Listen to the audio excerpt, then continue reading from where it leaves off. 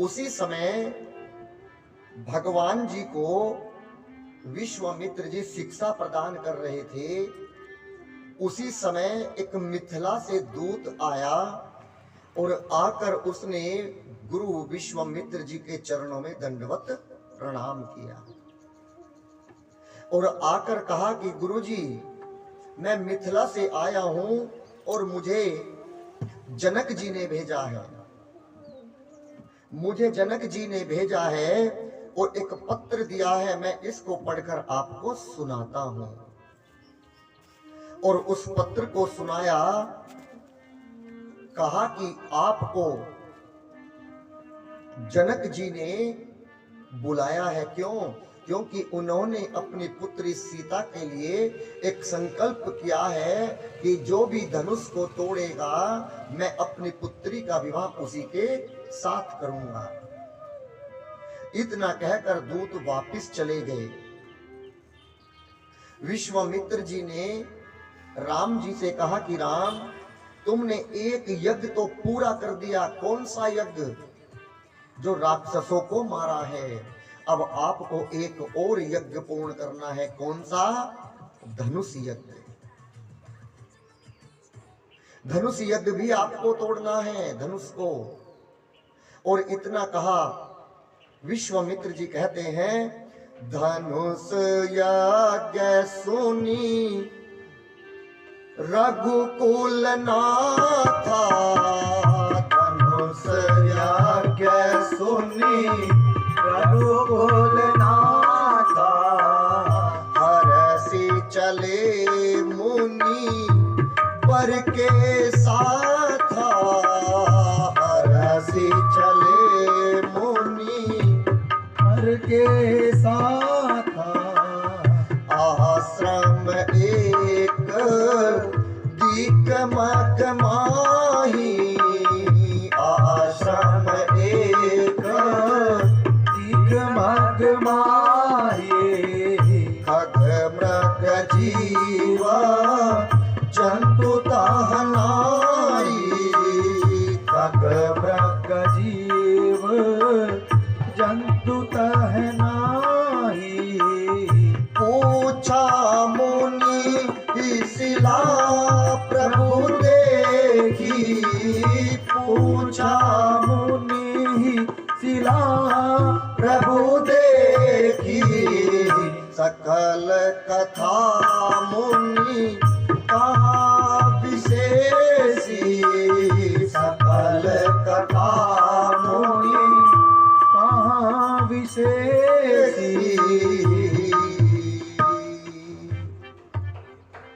गुरु विश्वामित्र जी ने कहा कि राम, अब तुम मेरे साथ चलो।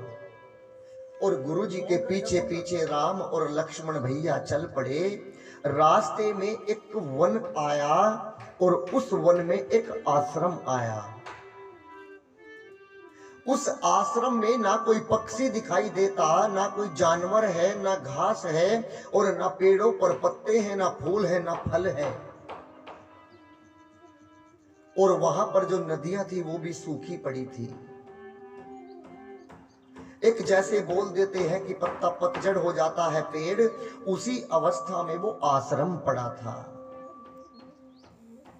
श्री राम जी ने देखा उसी आश्रम में एक पत्थर की शिला भी पड़ी थी। भगवान ने गुरु जी से कहा कि गुरु जी, मैं आपसे एक प्रश्न पूछना चाहता हूं। कौन सा प्रश्न? ऋषि आश्रम की कोई पुण्य थली, पर आज लगे उजड़ी उजड़ी। नर नारी नहीं पशु पक्षी होना, सुनसान दशा बिगड़ी बिगड़ी।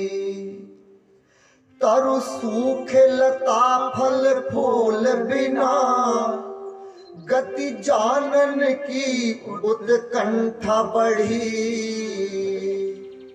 कहिए गुरुदेव कृपा करके, यह कैसी शिला मगमाही पड़ी है। क्या कहा राम जी ने?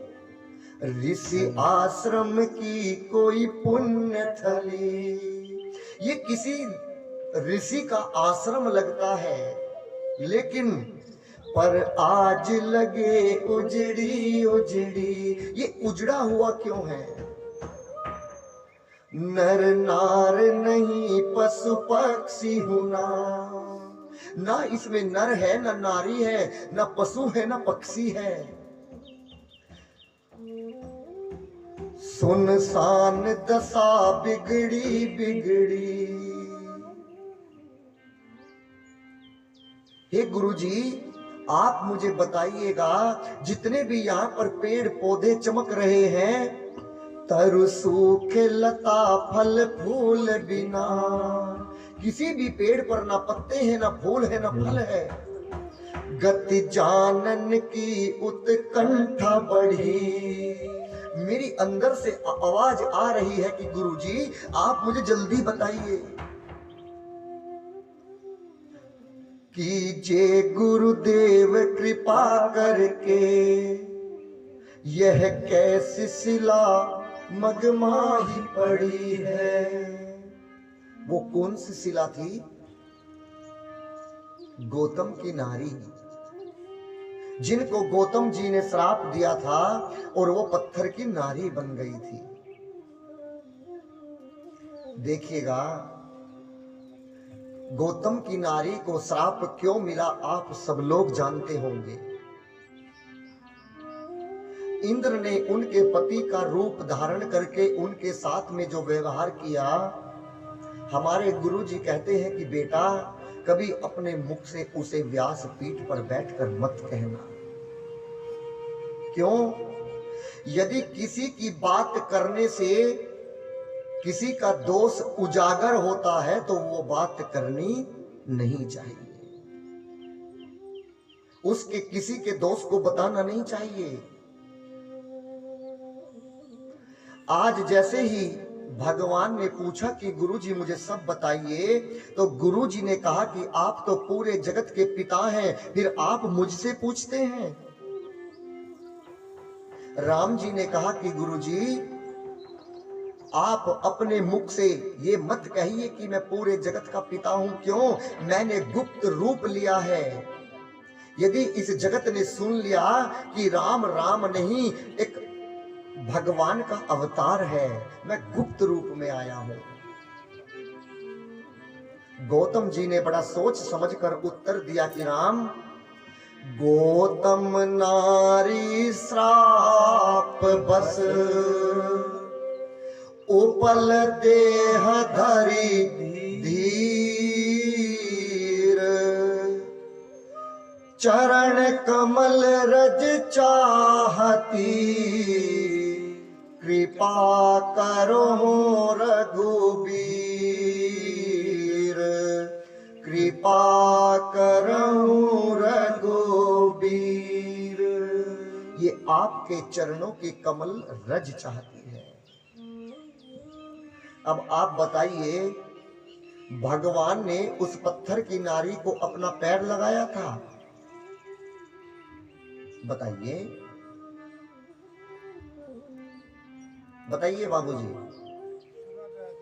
सुना है? सभी ने ये सुना है, सभी कहते हैं कि पैर लगाया था। आप बताइएगा मेरी मां, जिसका चरित्र इतना विदित हो, जो पराई नारी की तरफ को आंख भरकर देखते भी ना हो, क्या वो एक पत्थर की नारी को अपना पैर लगाएंगे? बताइए, कदापि नहीं लगाएंगे। इसमें क्या लिखा है उसको समझिएगा। चरण कमल रज चाहती, रज माने धूल, कृपा करहूं रघुबीर, कृपा करहूं रघुबीर।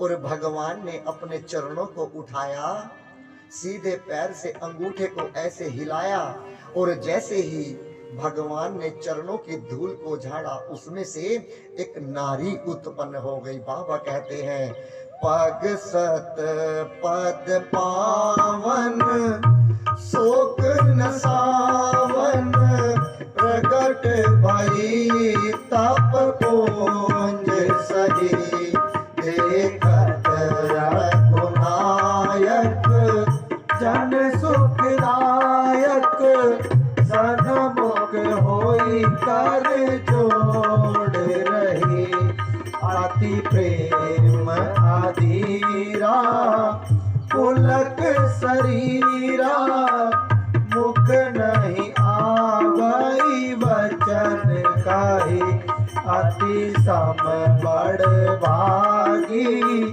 चरण ही लागी, जुगल नयन जलधार बही। जैसे ही भगवान ने चरणों की रज को झाड़ा, उसमें से एक नारी निकली, गौतम की नारी, जिसका नाम था अहिल्या।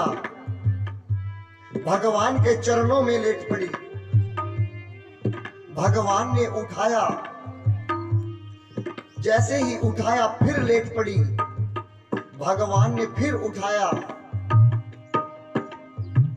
आज गौतम की नारी कुछ कहना चाहती है, लेकिन होठों से नहीं कह पाती।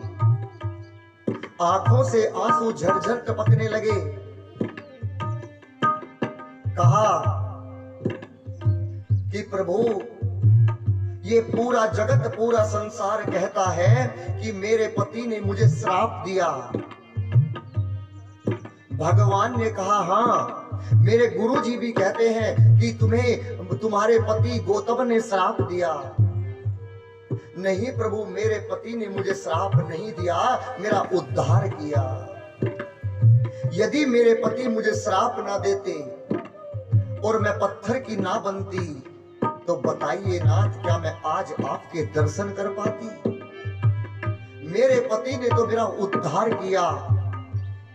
आज मैं आपसे एक आशीर्वाद मांगना चाहती हूँ नाथ, आप मुझे एक आशीर्वाद दीजिएगा। कौन सा आशीर्वाद? जिस प्रकार कमल के और गुलाब के फूल के चारों तरफ भंवरा मंडराता रहता है, क्यों? उसके पराग को प्राप्त करने के लिए, उसके रस को पाने के लिए, उसके शहद को पाने के लिए। मुझे एक आशीर्वाद दीजिएगा प्रभु।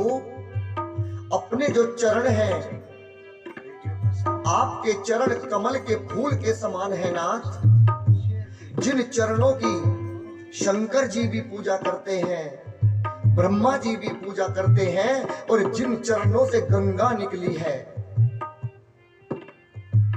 आज उन चरणों को कमल रूपी बना दीजिएगा और मेरे मन को भंवरा बना दीजिएगा।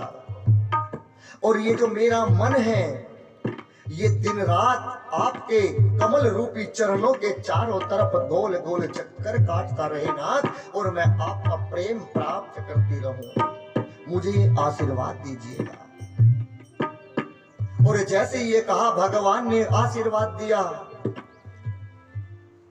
एही भांति सिधारी गौतम नारी, बार बार हरि चरण परी, जो अति सम भावा सो वर पावा, ये पति लोक आनंद भरी। और भगवान ने गौतम की नारी का उद्धार किया।